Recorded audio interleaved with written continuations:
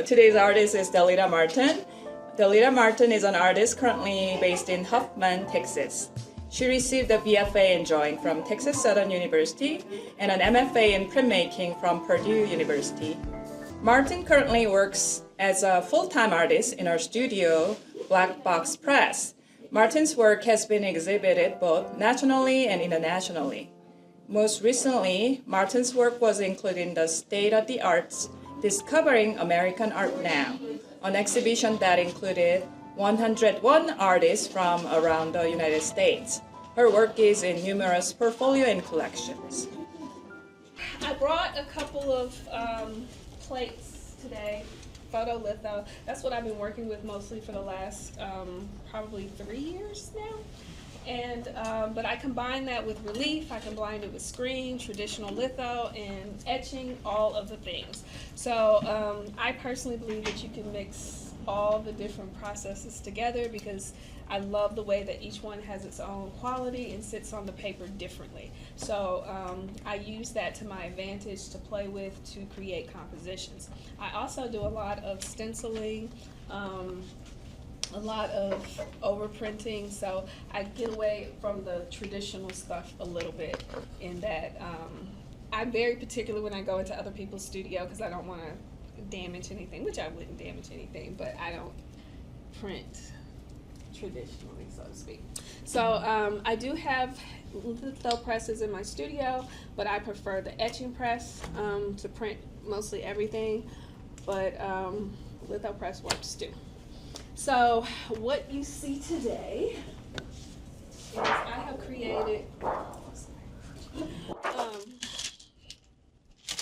I brought 2 plates. This plate I actually made on yesterday before I got here.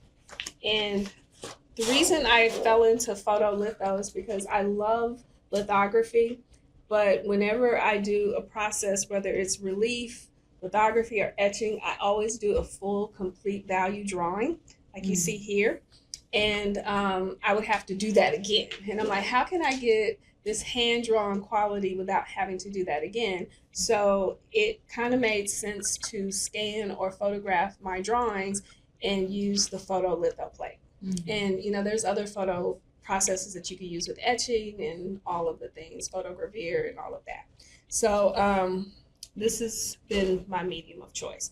So I took one of the, I brought a plate from a project that I did a couple of weeks ago, which is this plate here. But I also wanted to make a plate so that I could show you that I literally just lifted it out of my sketchbook, photographed it with my iPhone, took it into Photoshop, manipulated it a little bit, changed the sizing, and we have a plate. So the first thing that I typically do is I always do a flat. So whether I'm drawing, whether I'm doing printing, whatever it is, I always just make sure that I have some type of flat color down first. You know, what do you use as flat color? Just a solid color on my paper. Okay. I am going to be working with Linux 100. And this is just some paper that I had in my studio sitting around. So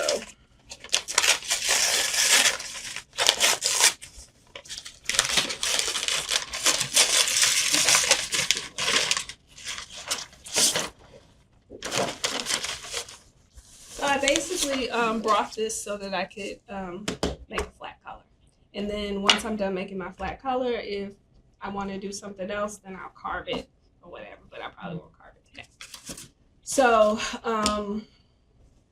we'll do that. We're gonna, I'm sorry? Is that linoleum? Yes, this is linoleum, and it's this color because I ran a flat for that. Okay. But it's also good because it's kind of tinted, so if I wanted to do a carving on it, it would work out really well. I could see the contrast better, so I use these to make my flats. But plexi works well, or you know, litho plates work well. What is your theme? Your theme for making your work? My theme in my work? Women. At its very core, my work is about identity and how we as Black women transition into our spiritual other. So the work that you see here today is from a latest series that I'm working on called the Women of Iban, the Song Keepers. And these women are direct descendants of the Flying Africans. And they protect an island called Iban from people who want to come over and steal the land, erase their culture and who they are. Capture the sizzling noise. I know.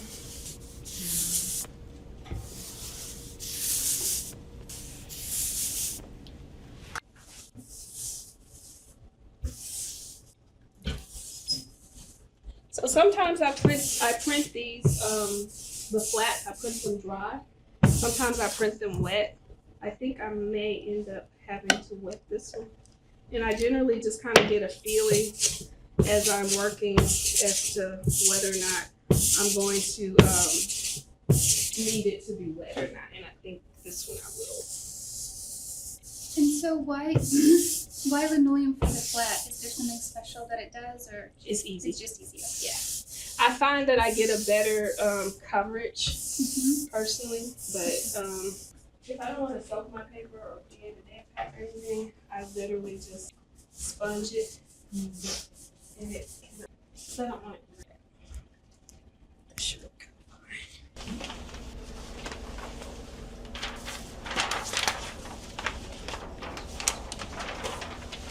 It's very nice, right?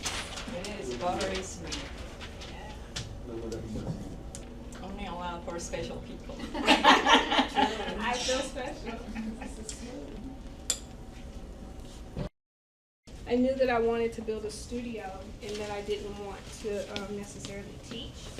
And so I was teaching as a grad student and I would buy supplies off of students Oh, at the end of the semester.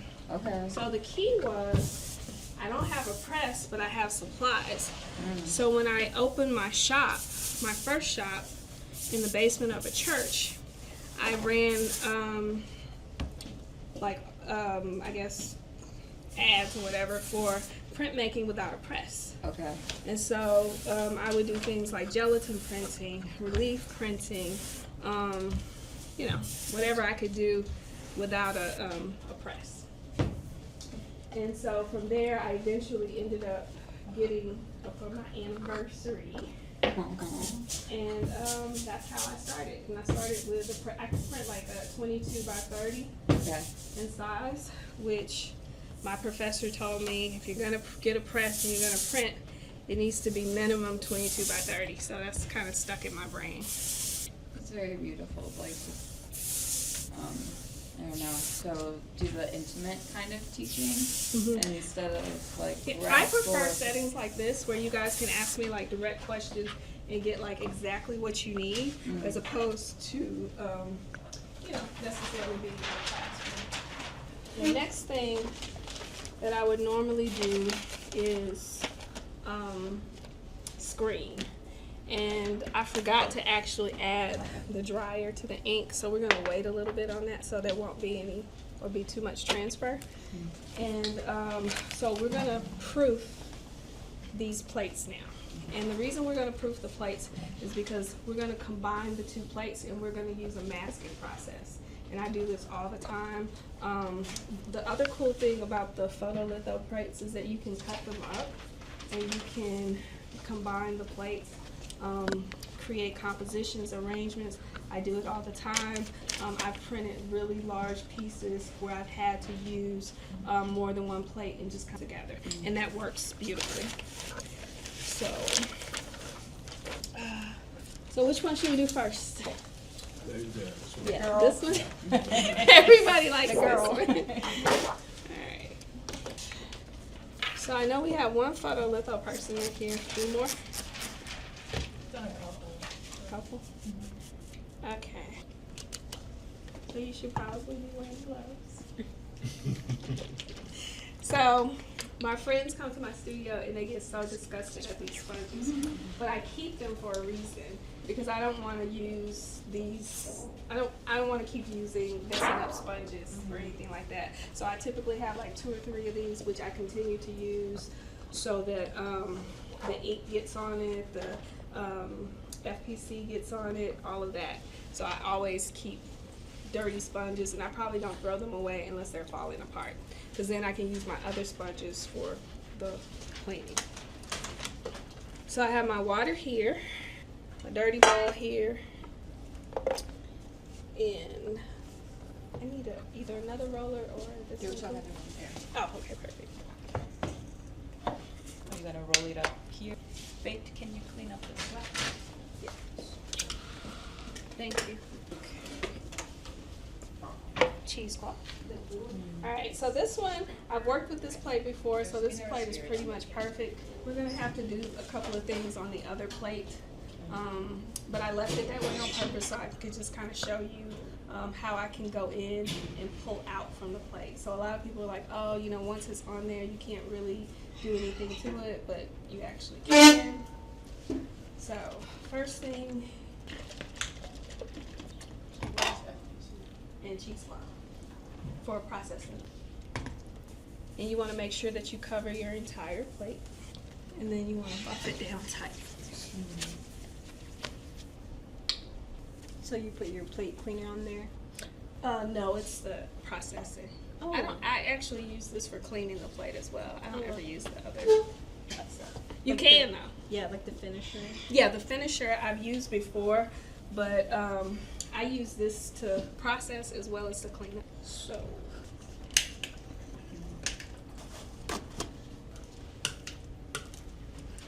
More grass growing.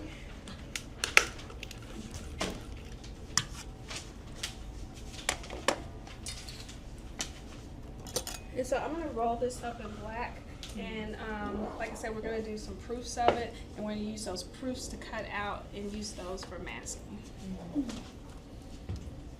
And you should never gouge your ink like I just did.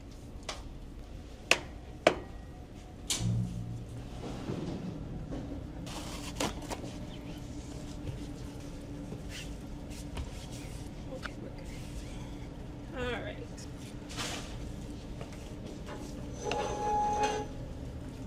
So the ink I'm using is Charbonneau. It's kind of stiff, and you kind of want a stiff ink for the photolitho. And I think what I had to learn over time is that the ink deposits differently. So this is a nice roller. Lightweight. It is. See what happens on camera? You break a table. Just roll with it. Alright, so I have my water here, but I've also added some universal paint solution. And I use it a lot in my studio because of the weather. It gets hot, muggy, and your plate starts to scum. So I just use it wherever I go. What is that? I'm sorry. It's the universal fountain solution. Oh, fountain solution. And it's supposed to prevent scumming on the plate.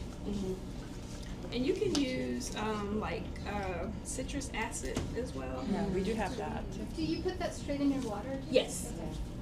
I wonder if that's going to happen here because I know Houston is More really humid. Yes. Yeah. I don't know. I usually just do it anyway. Yeah, that makes sense. Houston still has hard water, like lava. Oh. Okay. So what I'm looking for right now is I'm rolling up, but I want to roll it up slowly because you can over ink these so easily. Do you need a sponger? No. You see how slowly it's rolling up? So once I get areas that have like fully picked up, I start rolling selectively in certain areas.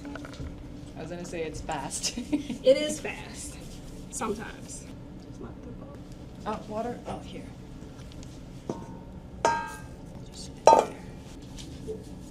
And you don't need a lot of water either. So I'm just picking up in this area right here. And this plate actually rolls up even quicker. So you have to be really careful.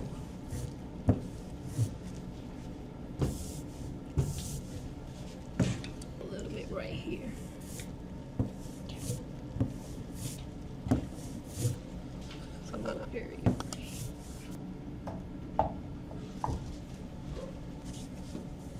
And this looks great. So I like to dry this off, and I usually have like a blow dryer when I do this. But before I print it, I try and dry it because it stops the ink from transferring to the plate. So when I get ready to print on the flat, if I don't dry it, then all of this will be blue. All right. So let's switch these plates out so we can dry this one.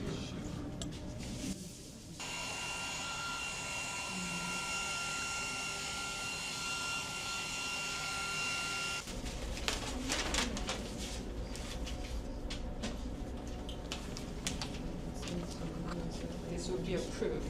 Yes.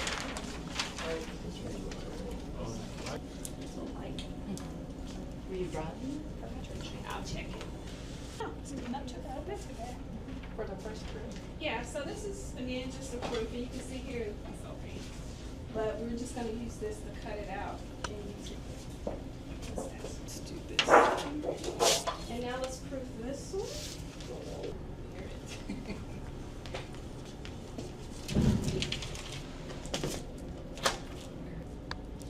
That one's like all the little tiny ones. I thought it was good. Perfect. Oh, this is perfect.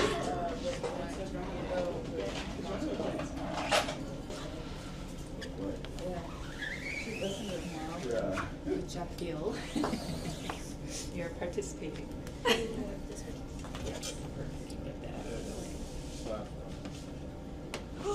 This is so beautiful. Good.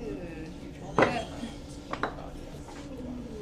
Gorgeous. Good color choice. Or be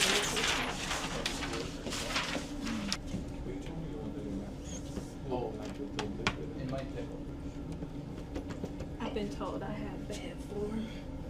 It's a pretty color. Now I'm gonna have to hire a school. I notice you don't really work with registration. I'm sorry. I don't. It's intuitive registration. What are you talking about? Okay. Thank you. I like that. You should learn Pretty from good to that. me. I like it too. The registration. Yeah. Last one. Yes. That was the name of all my printmaking work when I was here. Intuitive registration. Didn't go very well. It sits well on oil-based ink. Told ya. It's against the Oh, really? water over oil. I've heard I've people done that say it thousands doesn't. of times. I know. I've heard people say it doesn't work, and I'm like, it doesn't. But I Like, print on oil-based ink litho all the time. I feel like it's more just for painting. Acrylic versus oil.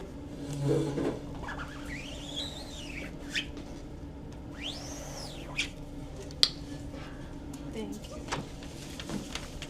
Got it. Got it. All right. So. Do you make it transparent at all? So this is where we get into playing with the transparencies. Yes. Yeah. Yep. Okay. I'm so used to numbers. Yes, I know. I know. So where's this A and B coming from? Oh, you are here, Robin. Okay. Still going. I'm gonna go to the other side. Okay. And then cover. Yeah, two more.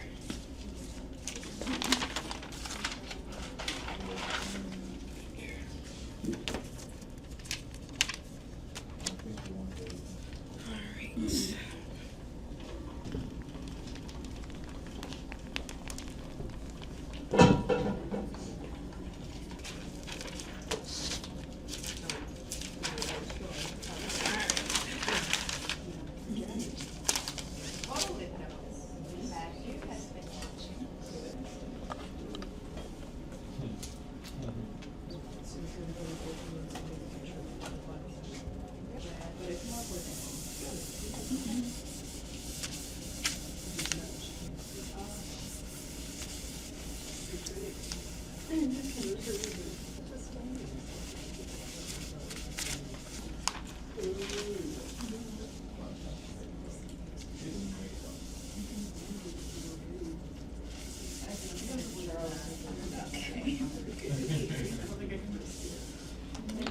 Okay. Okay, why don't we? All right.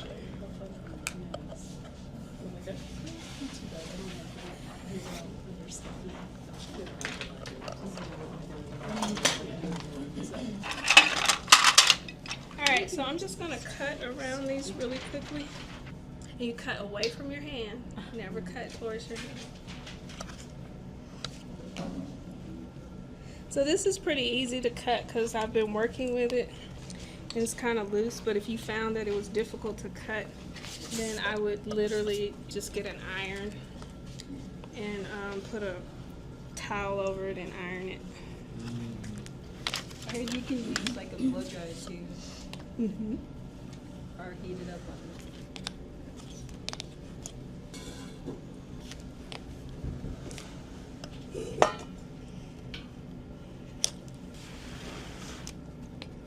So for time's sake, I'm gonna carve a little ways out. I'm not gonna carve the whole entire block for time's sake. But I'm gonna flip the plate in the paper so that it won't emboss. You want it flat. Yes. You're gonna put the paper down first. I'm gonna put the paper down first, and then I'm gonna put this on top, and that way it won't emboss. That's an idea.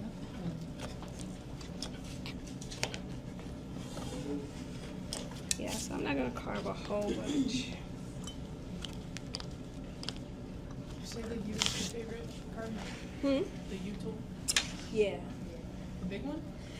I have a bigger one, but for whatever reason, it didn't make it into my bag. So I just need to be able to carve out a little ways. Do you have like a hand brayer that's like speedball? Speed. Yes. Either I don't know how to use the Takash brayers. They hurt my wrists. Oh, I see. Or it could just be user error too. They're kind of clunky. This one. Yes, perfect. This I can use. All right, so we're gonna go lighter on the blue, am I correct?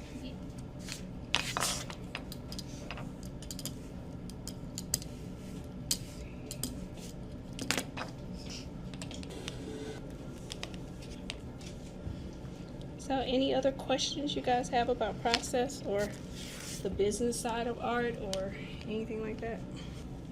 I think we asked about the business side of that. All right, what you want to know? How can you make money? But no, like I think so far, like finishing, like you graduating, how were you able to like start your business and register yourself into like applying for? Yeah, so this is my honest belief is that the hardest part about being an artist is that you have to make up what you do. The best part about being an artist is that you have to make up what you do. So the beauty of this thing is that I have been able to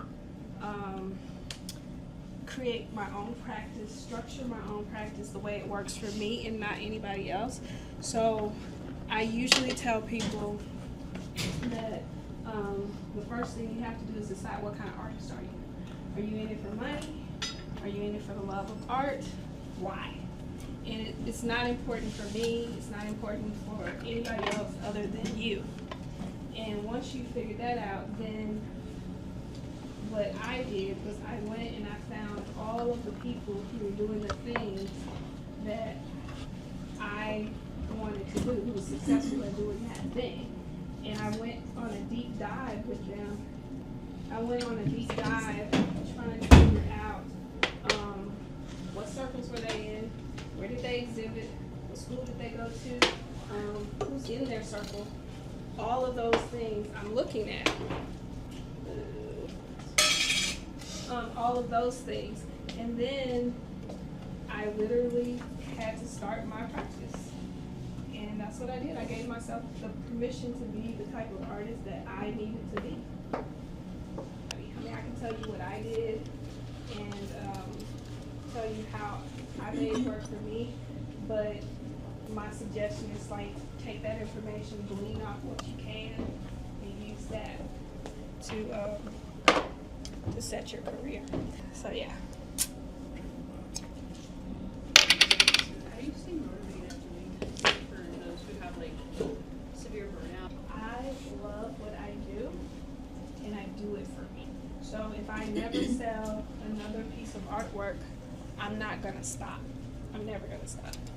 So you have to decide what's important to you. Is it important to be Instagram famous? Is it important to do your work? Is it important to, be trending? You have to figure out what's important to you. And the day I became an artist, people are like, how do you know when you became an artist? I became an artist when I stopped really caring what people wanted me to do and started doing what I love to do and how I wanted. Does that mean not to think about too much sales? I don't think about sales at all. I need to eat, of course, but sales don't drive me because I'm still gonna do it. I sell it or not. That's what's important to me.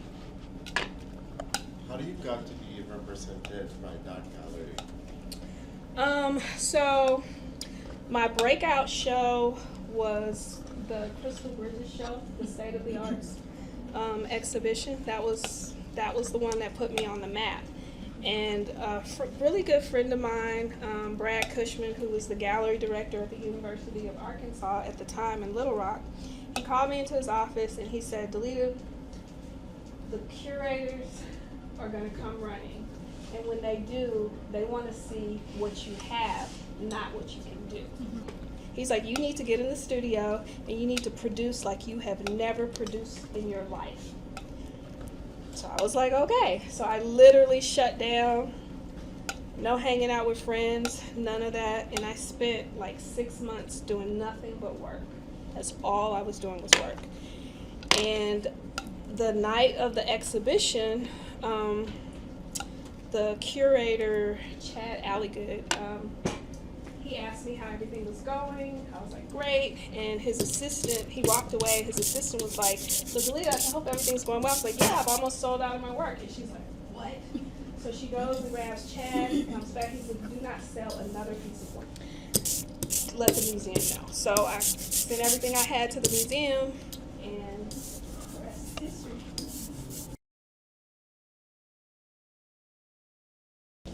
Yes, I was teaching. This is the thing. I think teachers are amazing. And if you can teach and stay in the game, God bless you. You are incredible. But not everybody gets, the same enjoyment out of it. That's why we have different jobs. I knew I wanted to be a studio artist in grad school, but I also knew I had to eat. And my professor was like, give it a try. She was like, just, I know you don't want to do this, but I need you to give it a try. And I did, and it wasn't for me. So I prefer to do demos. I prefer having people in the studio. Non-traditional styles of teaching, I prefer that, as opposed to. You have a lot of figures in your work. Do you come up with them, or do you have models for them? So in the early stages of my career, the images were based on friends and family that I knew, people in my community. It wasn't until about 10 years ago I moved back from Little Rock to Houston, and I wanted to see what it would be like to have people that I actually knew in my work. And so I started asking family and friends. So the only thing that hasn't changed is that now I do other people in the work, but I have to have a connect you. So a lot of times I'm always working in my head, but when I meet people in my mind, I'm asking them questions, I'm talking to them, and I'm really seeing if we connect on any level. And then I be like, hey, I want to draw you. But I don't draw anything or work with anything that I can't connect. So one of my professors told me, he's like, if your spirit tells you to draw apples, print apples for a year, that's what you're supposed to do. And so that's the model. Whatever it is I need to do, I do that thing. So again, I'm gonna flip the plate in this, in the paper. So the cool thing is once you have like a layer or two on top of the press, on top of your paper, any other layers that you put on, you're not going to need as much pressure or anything to get the image or the impression that you want.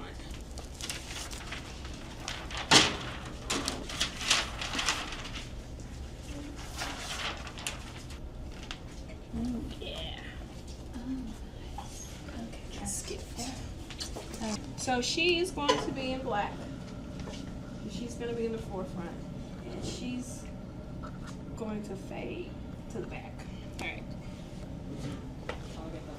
So, just while we're getting this together, so let's say you print this and like this gets really super muddy and you are like getting way too much ink. Sometimes, even on that plate there, I had to clean it every other print because it started building up too much ink. So I would literally keep those sponges there so that I could clean it off with the FPC and then go back in the run and it would print. I get maybe one or two and then I have to clean it again. So that's not totally uncommon. Go ahead and just roll this back up, but I'm not going to. I'm going to clean it off because I just would in my studio. We just got the new thing.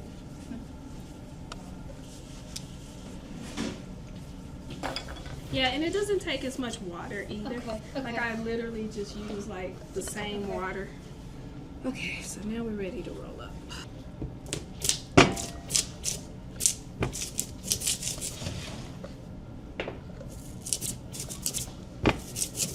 So I just took up some of the ink because I don't need a lot.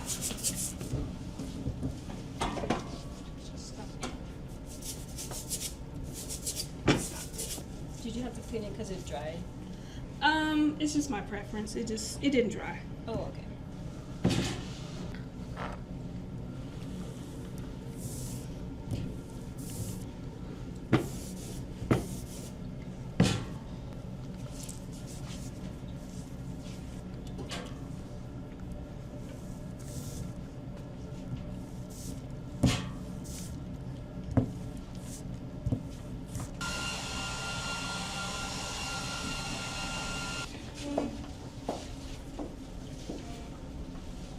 So this is a little muddy than I like, but it'll work. Let's do that one. Do you mean you wish it was lighter or? Yeah. Yeah, okay. But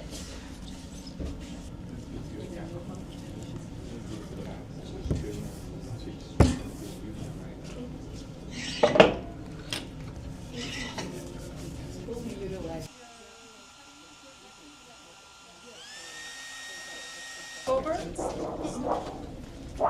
Never done that. Flip over thing.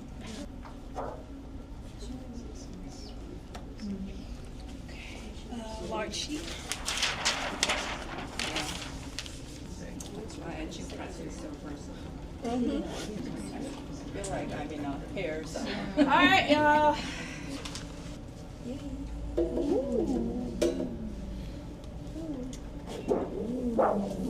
Beautiful.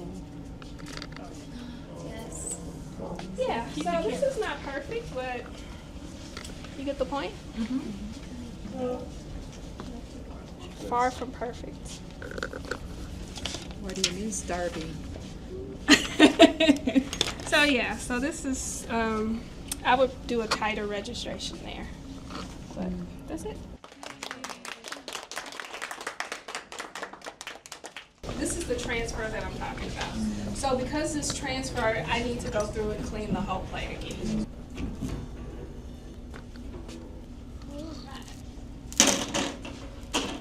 Let's see how she printed.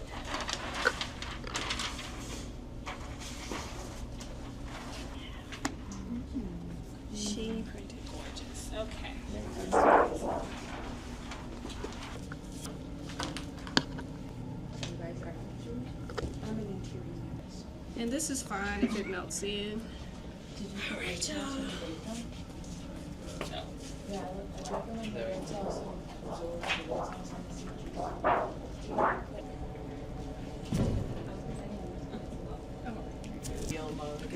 red sauce We're ready, fingers No crossed. pressure. No pressure at all. Should I give the drum roll?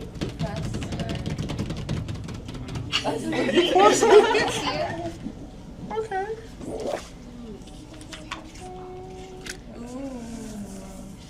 So I would, this would be a lot crisper and a lot cleaner. So basically the first thing that I would do in terms of troubleshooting is I would go back and reshoot this plate. The plate is not up to par. The plate should be printing similar to this. The second thing I would do is I would make this less transparent, the last solid that I did. And that's probably it. And make sure that my registration was tighter.